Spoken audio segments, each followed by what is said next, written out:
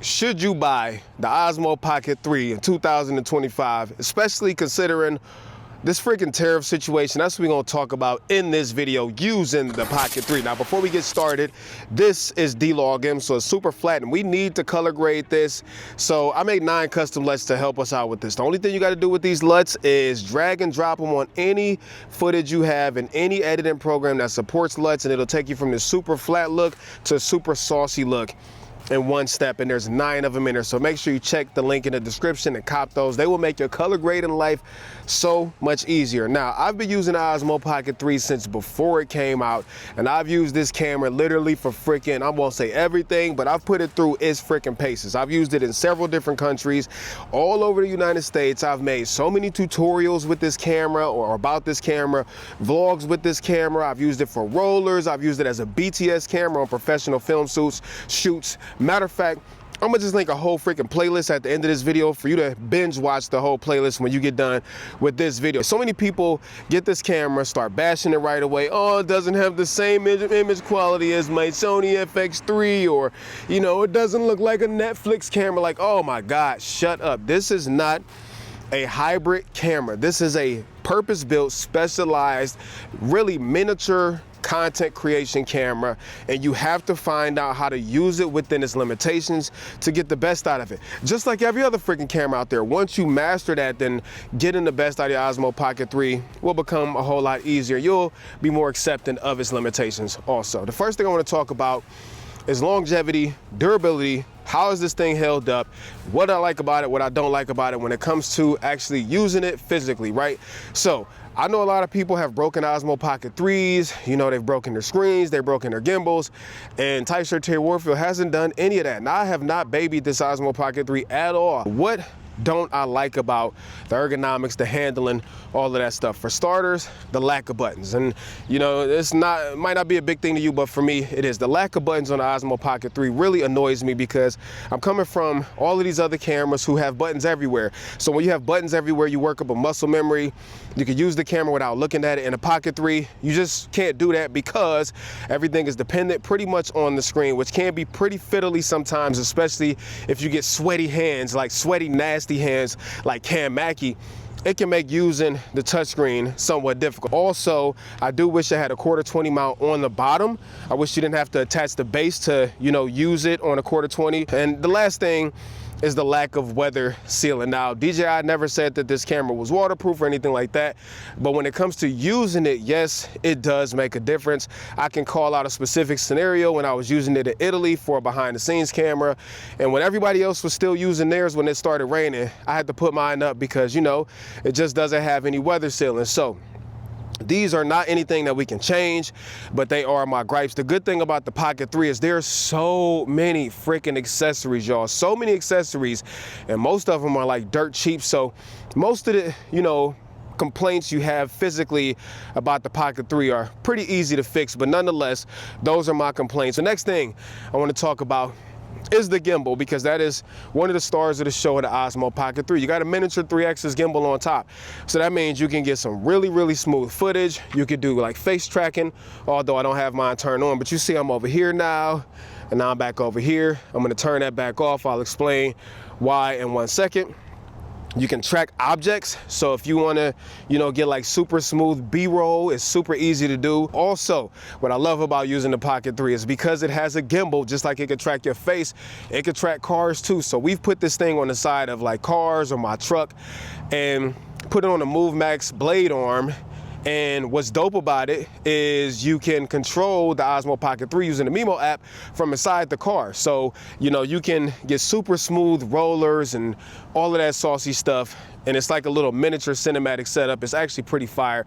But the gimbal is fire on here. The other good thing about it is because it's a mechanical gimbal, then unlike your iPhone, when you go out late at night and it's dark outside and the stabilization is trash, because this is a physical 3-axis gimbal, it doesn't rely on having a clean video feed to be able to stabilize the footage, so you'll always get stable footage. Now let's talk about the cons of the freaking gimbal, because there are some. I said the reason why I don't have on face tracking is because, well, I didn't tell you, but I'm gonna tell you right now. So let me turn it back on, okay? And I'm gonna walk. As you see, it's constantly trying to keep me centered when I'm walking. So there's a little bit of left and right movement happening with the camera as I naturally walk. I wish that there was a way to change the sensitivity, and I've said this in like 40 videos with the Pocket 3, because this can be distracting. I'm a very expressive person when I talk, so I'm over here, and I don't need the camera to track that every single little movement that I make. So I wish there was a way to fine tune it. The second thing is because, and I'm going under a tree so it might get dark, but it's the fact that it's a tiny gimbal, okay? This is a gift and a curse at the same time. The gift is I get stable footage in the palm of my hand with a physical gimbal and I can track stuff. The curse is because it's such a small gimbal, a lot of movements are still translated to the camera, and the gimbal is not big enough to counteract those movements, where like a bigger gimbal and camera setup can get rid of a lot of the micro movements and jerks and stuff like that if you're really jerky with your hands. Whoa, pause. The Osmo Pocket will still pick that up. You're probably seeing some of it in here. Here's an example, or like here's an example. So it still will pick up stuff like that. Lastly, because it's only a 3-axis gimbal, and again, it's a super tiny gimbal, if you are using it just upright, you can get some Z-axis bob, meaning you'll see like this type of movement while you're walking. Now there's ways to counteract that. Obviously, like I have mine on a selfie stick, so I don't get as much Z-axis bob, but yes, it is a real thing. But overall, having a miniature gimbal on top of a camera is pretty fire. Now, let's talk about probably one of the most important things, and that is image quality. And again, let's set proper expectations, y'all.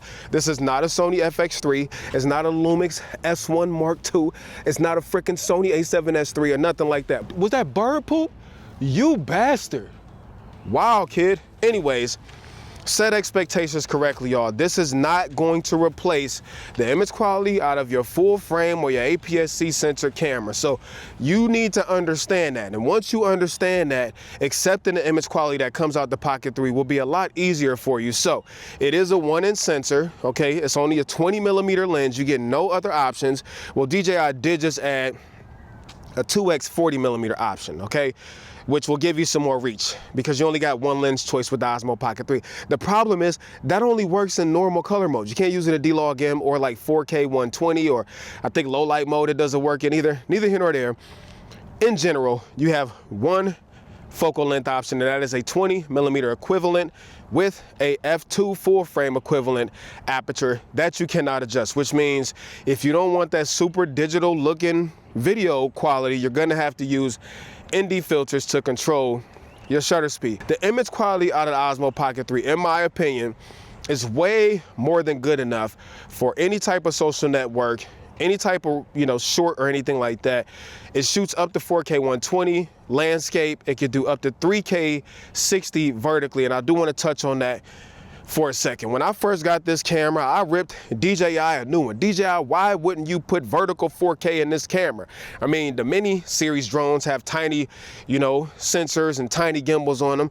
You do full rotation 4K with those. Why not do it on the Osmo Pocket 3? I still feel like that, but over time, I've noticed that it's not really that big of a deal. When you are using this camera for shorts and social networks, you're majority of the time uploading in 1080p anyways with vertical video, so it's not really that big of a deal. If you drop it on the 1080p timeline, 3K is still more than enough for you to recompose the shot afterwards. So although, yes, DJI should have, in my opinion, given us vertical 4K, it's not really a big deal. And you could always rotate the gimbal sideways if you really, really need that resolution. Anyways, back to the one focal length being 20mm. DJI does make a 15mm wide angle adapter, so that is an option. But if you want any other focal lengths besides using the 2x option that we just talked about, you just SOL. If you want the best quality out of the Osmo Pocket 3, yes, you are gonna have to take control of it. So just like any camera, including your phone, if you let the camera make all the decisions when it comes to the image, you are not gonna get the best quality out of it. Now, if you leave it in auto, you could get some decent results sometimes. I think the image, even in auto at the Osmo Pocket 3, again, for what it is, a tiny 1-inch sensor camera, it looks fantastic. But I'm also not expecting it to compete with my bigger setups, and that is the major thing that I want to get across with this video. When it comes to low light, the Pocket 3 also does a fantastic job. However, the one thing I don't like about it, y'all, is the Pocket 3 lens flares so easily when you point it at light sources at night. And it's not like a nice flare. It is a really ugly, like purple and green flare that you just cannot get rid of. So if you film a lot at night, that is something that you need to be mindful of. I do wish that we would get a pro version of the Pocket 3. I made a whole video about that, where maybe we have like more than one lens, maybe we get a bigger sensor, maybe we get like true D-Log and, you know, monitoring tools and false color and all that other stuff. Hopefully that happens one day, but at this point, we got what we got. Now, the next thing I want to talk about is audio. So this audio is coming straight from the Mic Mini. So you can pair two Mic Minis, or you can use two DJI Mic 2s. And I think what DJI does with DJI Osmo audio is freaking amazing. These microphones sound great. They're super tiny. If you use the DJI Mic 2s, you could actually trigger 32-bit float record it internally on those. So that's a consideration. And the internal mics out the Pocket 3 are freaking amazing in the case that you don't have an external mic. The other dope thing about them is you can trigger recording with the mics if you forget to press record. Like if you sit them down somewhere, you can still trigger recording. And also the Pocket 3 can record the internal audio that it's recording on the camera and still record external audio from like a DJI Mic 2 so that you can blend them together in post. So when it comes to audio, the Pocket 3 is fire. Do I wish they would have added like a 3.5mm jack on here to just plug up a standard microphone? Yes, but with the ability to use, you know, wireless mics, you can still plug up USB-C mics. The amount of options you have with the Pocket 3 for audio, honestly, are fire. And it's even got like freaking time code in it. A lot of people don't talk about that. But yes, the Pocket 3 has time code built into it. So audio is fire. So it's the next day, and I was editing this video and totally forgot to talk about freaking battery life. So let's spend a little bit of time on this. A lot of y'all are not gonna like the fact, and probably don't like the fact, that the Osmo Pocket 3 does not have a removable battery. And I understand, but at the same time, your phone also doesn't, and most of y'all don't have a problem with that. Neither here nor there. When I first got the Osmo Pocket 3, I could always get about, you know, 2 hours of continuous runtime using like 4K 24 or 4K 30. And after using this camera for longer than a year, I'm still getting about 2 hours of continuous runtime in 4K 24 or 4K 30. Now, I'm very, very seldomly running a 2-hour clip. I'm usually filming a whole bunch of small clips with the Osmo Pocket 3, and in that regard, it lasts me for a couple days. I only recharge it, honestly, every couple days, y'all. However, if the battery does die on you, it charges mad fast. You can go from like 0 to 80% in like 18 minutes, or like 0 to 100% in like 30 minutes. And if you got the creator combo, you also got the little battery handle that gives you like another 60% runtime. So although the battery is not removable on the Osmo Pocket 3, I find the battery life, even after using it for a year and a couple months, more than acceptable. Charges mad fast, easy to charge, and you know, hopefully the battery never craps out on me. So there we are. So I do want to talk about the Mimo app, because a lot of people complain about all the things you can't do with the Pocket 3. However, a lot of people forget that you could just use the Mimo app, and the Mimo app gives you so much control. So not only can you control the Pocket 3, the gimbal, all the parameters, the image quality, all of that stuff with the Mimo app. Again, we talked about how you can like put the Osmo Pocket 3 on the side of a car, do rollers, but also it's an editor. Also, it allows you to, like, you know, slim your face and smooth your skin and all this other good stuff. The Mimo app is honestly super fire. And what I will say about DJI's connection is it is the most reliable out of probably every camera system that I use. The only camera system that comes close is Lumix. Every time you fire up the DJI Mimo app, it connects to the Osmo Pocket 3 right away, without fault, every single freaking time. So I use the Mimo app all the time, especially like if I'm at the gym, which I did make a whole video, sorry it's getting dark over here, about the Pocket 3 and why I think the Pocket 3 is an amazing gym camera. You can just like magnetically stick it on stuff and then use the Mimo app to adjust the camera position to make sure that you're in frame. The last thing I want to say before I wrap up this video is the fact that you can use the Osmo Pocket 3 as a USB webcam, okay? And they just updated it, so now you can send out D-Log M over USB-C, so you can have your software color graded and all that other good stuff, instead of you needing to just use it in normal profile. But being able to hook this thing up with one USB-C cable, still do track it, still use the wireless microphones while you're using it as a webcam, Like, you have everything you need, and you can do tracking if you want to like stream and all that other good stuff. It's so fire. Anyways, let's talk about the answer. Should you buy the Osmo Pocket 3 in 2025 after all that stuff we just talked about with this tariff situation looming? Because right now the Pocket 3, I think, is like, what, like $799 or something like that? And I'm gonna just answer that question for you. At its price of $799, I think that's it. The answer is hell no. Don't buy this camera unless you just got the money and you can't wait or be patient. But don't be mad if you buy the camera and then the prices come back down once, you know, Trump stops losing his mind and all the prices adjust. Like, you're gonna lose money right away. If you can wait, I would say wait. If this is going to be your only camera, I would say the answer is no, because I would rather see you buy like a hybrid camera or a camera that you can grow with for your money, because Osmo Pocket 3, like, it can only do what it can do, like nothing extra. Like, you can't swap lenses or grow with it or anything like that, because you will quickly outgrow the Osmo Pocket 3, I promise you. Now, if you just know for sure you'll never outgrow what the Osmo Pocket 3 offers, or maybe you have another camera and you just want it to be like your vlogging camera, or like your fun camera that you take with you that can do tracking and all that stuff, then sure, but not at the price. Don't pay this much for this freaking camera with this tariff situation going. Be patient and wait. The prices will still come back down. So yes, you should buy one if you could get one for a regular price.